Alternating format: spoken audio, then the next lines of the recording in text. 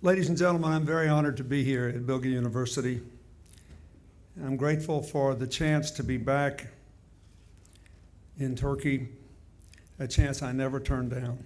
We are going to have in a moment what I think is by far the most important part of this. This is, after all, a university, and the students are going to ask me questions, or at least I'm going to answer questions that they serve up.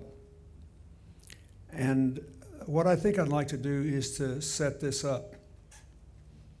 First of all, by talking a little bit about Turkey, and secondly, about the framework through which I view virtually every single question in the modern world. If you guys keep growing like you're growing, you may be worried about that. You're afraid all those poor European countries will be trying to come to Turkey. But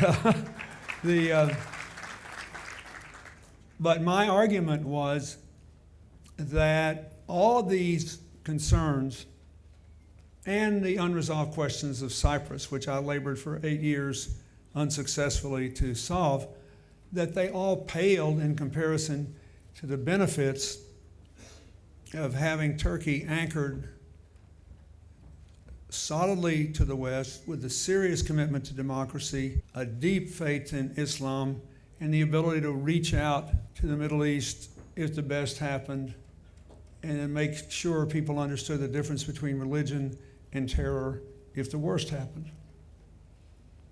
This all began actually with an early conversation we had shortly after I became president. I brought in my national security team and my economic team.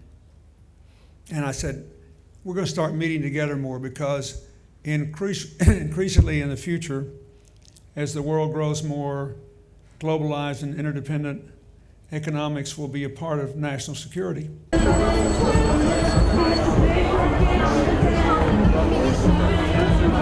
We all know that what happens in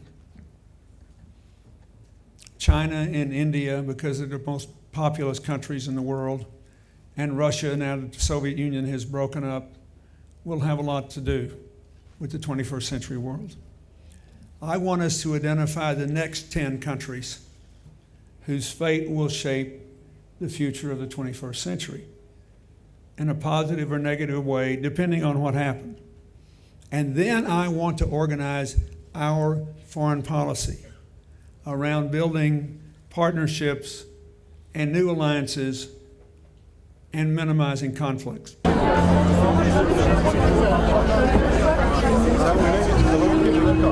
Those are the three baskets of problems. Wonderful world, too unstable, too unequal, unsustainable. Therefore, when I get questions in a minute, and I on purpose didn't look at the ones that they said were most likely, I thought it was cheating. My mind will work something like this. Without even thinking about it, I will ask myself, will this contribute to the positive forces of interdependence and reduce the negative ones? If it will, I support it. If it won't, I oppose it.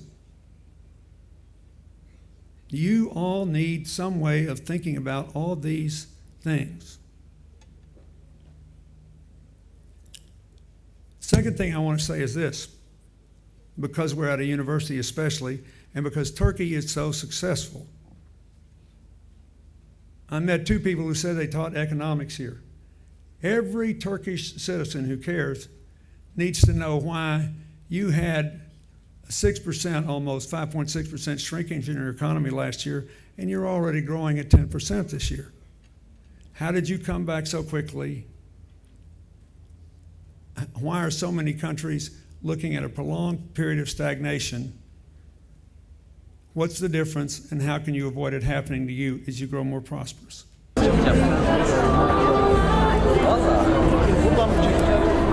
gateway to a new future with the Muslim countries to the east. If the modernization project now underway in the Arab world takes hold, and if the Israelis and the Palestinians take this opportunity to make peace, they get one, they had a great one 10 years ago they should have taken, and I think they all know it now.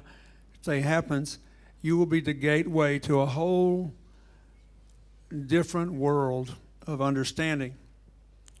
And if you continue on this path and the governments stop their efforts at modernization and reconciliation and descend into a totally destructive round of terror and increasing poverty and violence, you will be a bulwark proving that it's not about religion, it's about making good decisions or bad decisions and dignifying people or demeaning them, uniting them or dividing them. So I think that you have maximized your geostrategic position and you're maximizing your human potential and you're showing a lot of people how to run a smart modern economy. As I said, you couldn't avoid getting hurt last year because your economy is so dependent upon its relations with your trading partners. But the fact that you went from -6 to +10 in a year is breathtaking. So you've got this university here, one of many you have, that is part of a global network. So you've said, we opt for engagement with the world, we opt for learning about people who are different from us, we opt for a positive future. I don't see how you could be doing much better than you are. Now, of course, there are a lot of people in the West who say, well, maybe Turkey is moving away from us and maybe they're going to cozy up to extremists elsewhere. I don't see that. I think that what Turkey's doing is pursuing an independent course where you're leaving open the possibility of building bridges and keeping bad things from happening.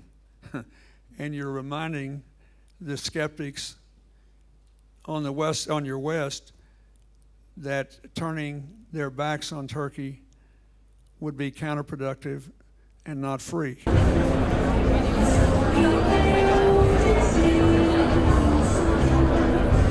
This was inspired by believing in the oneness of Allah and of being one with Allah, and symbolizes the perfect person who has completed his spiritual development and has surpassed beyond all earthly values and become a Kamil human being. It is to a perfect person, William Jefferson Clinton.